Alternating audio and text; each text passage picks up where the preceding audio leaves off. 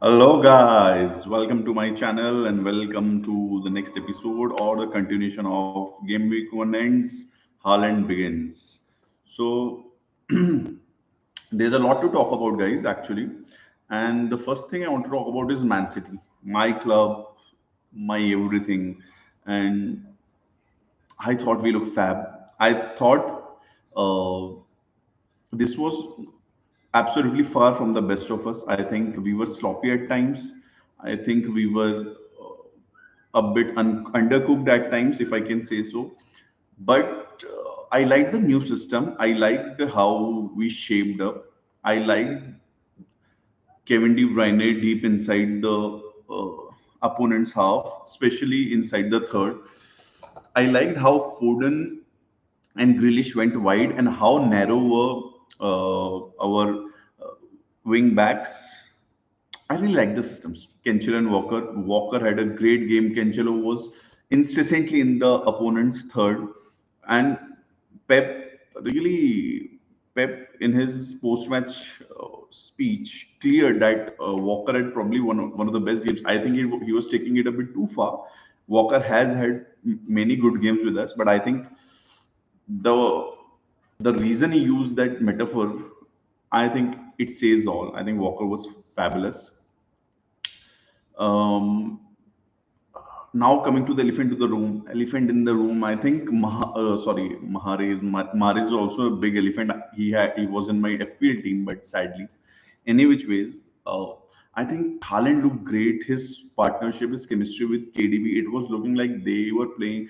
They both played for each other, played with each other for a long time, and I really enjoyed that chemistry. It was really good. So yeah, I really liked him. And what I want more to say is that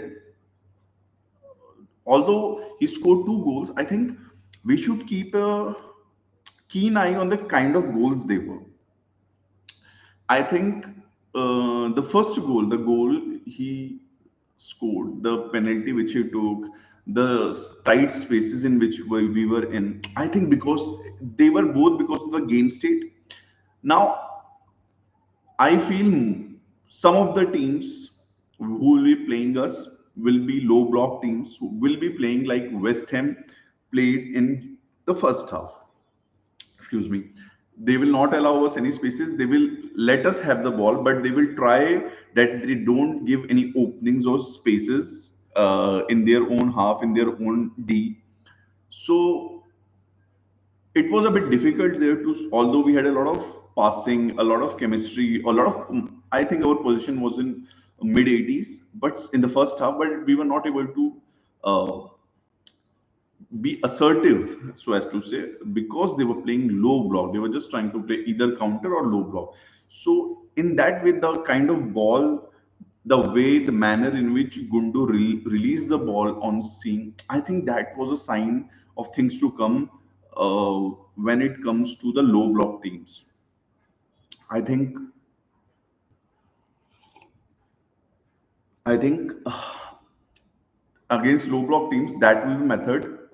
Some quick tiki taka release followed by this kind of incisive released ball by either Gundo or De Bruyne. Now the second goal which we scored, I think again that was the game state. They were chasing game. West Ham was chasing game, and I thought that most of the teams who will come out to play, for example, Spurs, for example, Liverpool, Chelsea, if these teams come out to play and they try to score goals and attack against us, I think Haaland can be very dangerous. Now, all the FPL managers who are very, I am also, but most of the FPL managers are very fixture oriented. They deeply believe in fixture play, and I don't think there is any reason to not do so.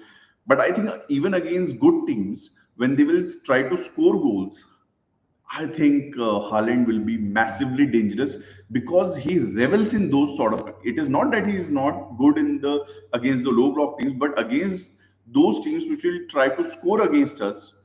I just can imagine a long aerial ball or a through ball from De Bruyne or a Foden or a Gundo. I don't see why Haaland will not score. I think Haaland will definitely score.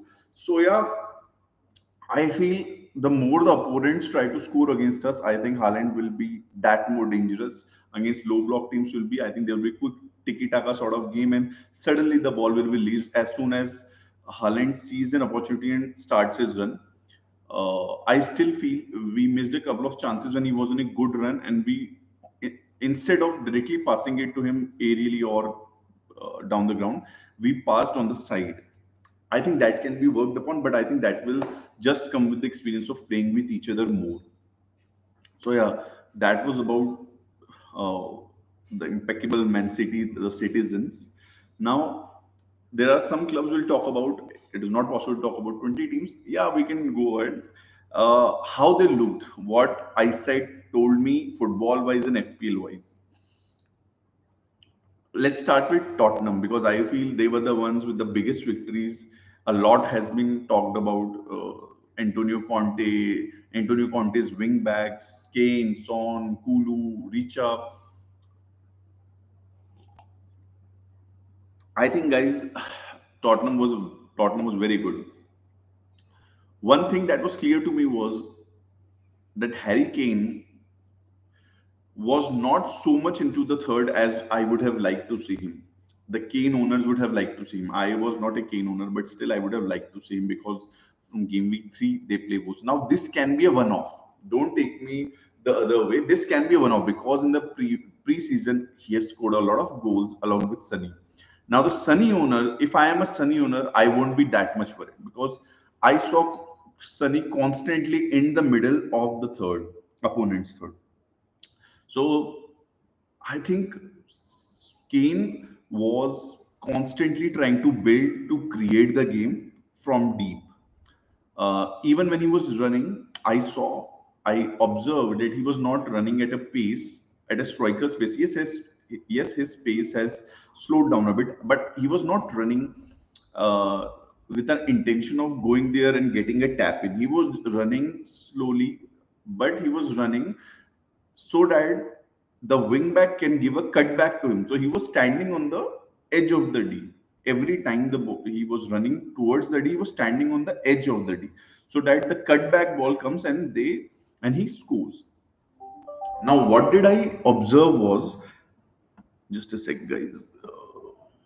Yeah. Now, what I did observe was that the wing backs, both the wing backs, Sissignon and Emerson Royal, plus Kulu, whenever they were crossing the ball, they were not crossing the ball to the near post or in the middle of the goal post. They were always crossing it to the far post where the other wing back was waiting for them.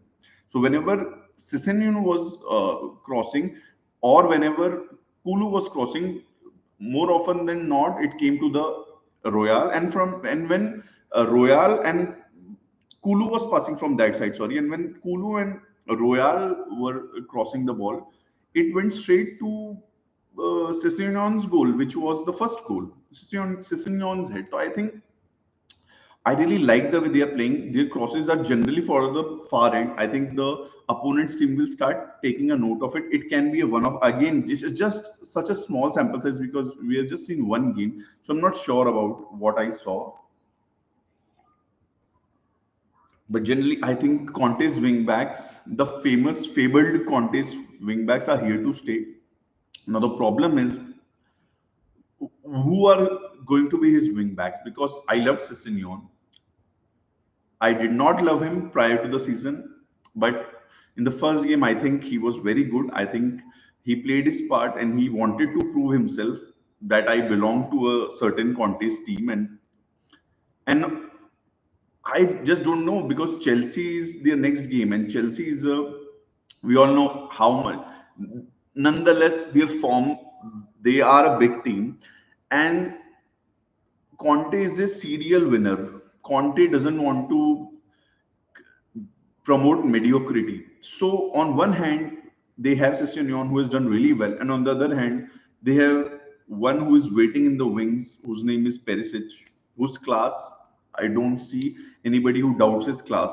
So if he is fully fit, and I think he is, It would be very nice to see whether he it would I'm very curious to see whether he rewards Sessegnon for that performance, or he says, I am just going to be ruthless. If feel that it's a big game and Perisic's presence is needed there and Sessegnon can replace him at say half a mark or 60-minute mark with his fresh legs and the opponent's tired legs, that may be it. So it is very interesting. But I think if we are somehow to understand or get to know what wing backs are is Conte going to play, I think those wing backs can really go a long way, because those are not costly. Those are just 4.5 mils, 5 mils, 5.5 mils at max. That's Perisic.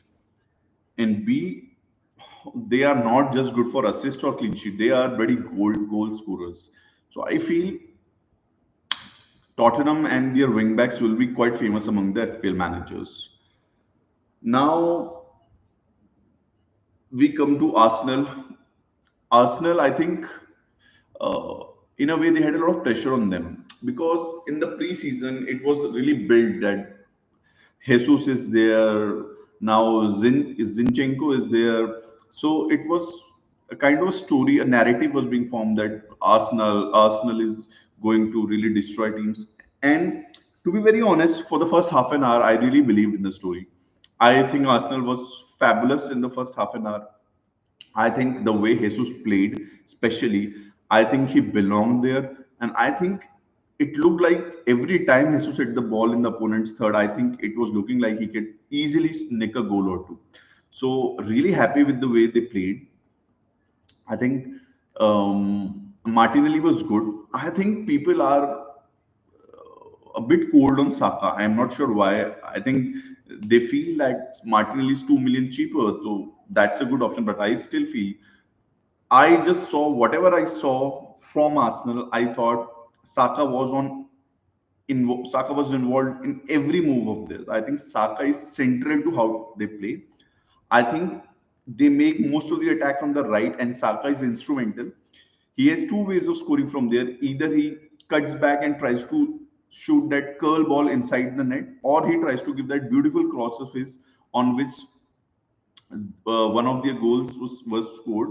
So I feel Saka is instrumental. I think Jesus is instrumental. Martinelli was very good. I think he got a lot of chances. He was central, but I still feel that Saka is a bit underlooked.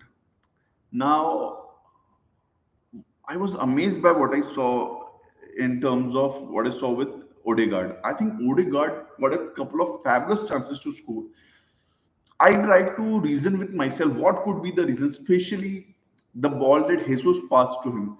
There was just that goalkeeper to beat. The defender was coming in from behind. There was no way he could have reached him. But uh, for no reason, he tried to pass the ball. He tried to look for a player and pass the. I think that was absurd. That was really absurd. I just, for the life of me, cannot imagine or think why he was doing that. I think that was a sure shot goal. At least this should have been an attempt. Only the goalie was to be beaten.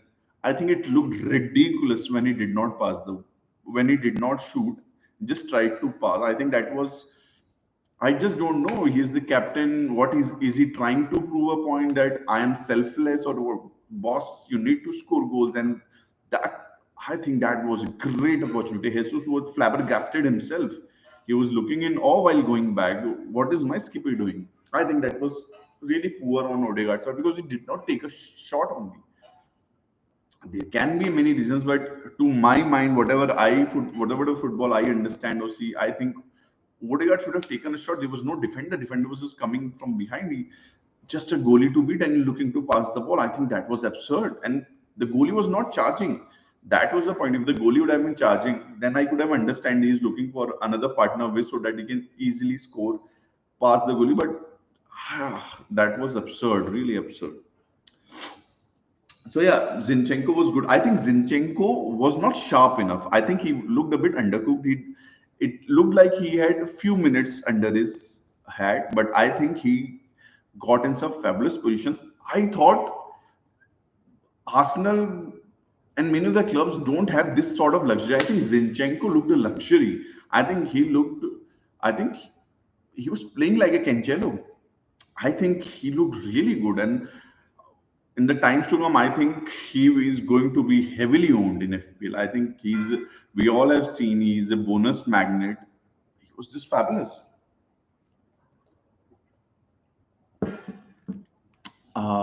These were some of the games that I saw. In some of the highlights, whatever I saw, whatever little memory dump is serving me, I think I saw the Villa game just because of Billy, and oh God, I saw it for 20-25 minutes, and then my eyes were sore, my eyes were hurting, my head was hurting. I switched on to some other game. I think it was Leeds game, which was much better.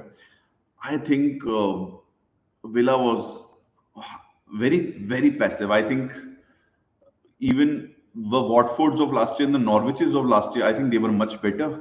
I think they were passive. Such big names. I think Bailey, Ings, Watkins, Coutinho. I just Cash, Dean. I just can't fathom what were they doing. For the life of me, I was they were so passive, and I just it was a horrible feeling watching that match. I for a long time I have not seen such a boring game of football. And every kind of ball, I'm at a loss of words. Every ball that every cross that Cash developed, every ball they developed, nothing was going to their teammates' foot. Everything was going to Bournemouth. I think Bailey looked the best among them. So I'm not in a rush to remove him from my team because I don't think Gerard will take out his best player. But I just can't understand what is going in that team. I think Gerard doesn't know his first 11. I just can't seem to understand what was happening. It was a bizarre game. Bournemouth, I feel they were okay. I think Villa made them look much better. But yeah, Liverpool versus Fulham. Now that was a very good game. The pitch was dry. I hear that. I think the pitch was lush green, and I think Fulham looked like the champions of the championship. I think they played their part. I think they had an intent. It was like they wanted to say. Their manager had to say. He wanted to say. He wanted to put a stamp on the match that we are the champions of the championship. So yeah, uh, this was what I was looking for. And what next? What more could be? I think Liverpool did not look the part for most of the game. I think they looked undercooked. I think Liverpool was. It looked like they had no match practice at all. I think they looked well against City in the Community Shield, but uh, just a second, guys.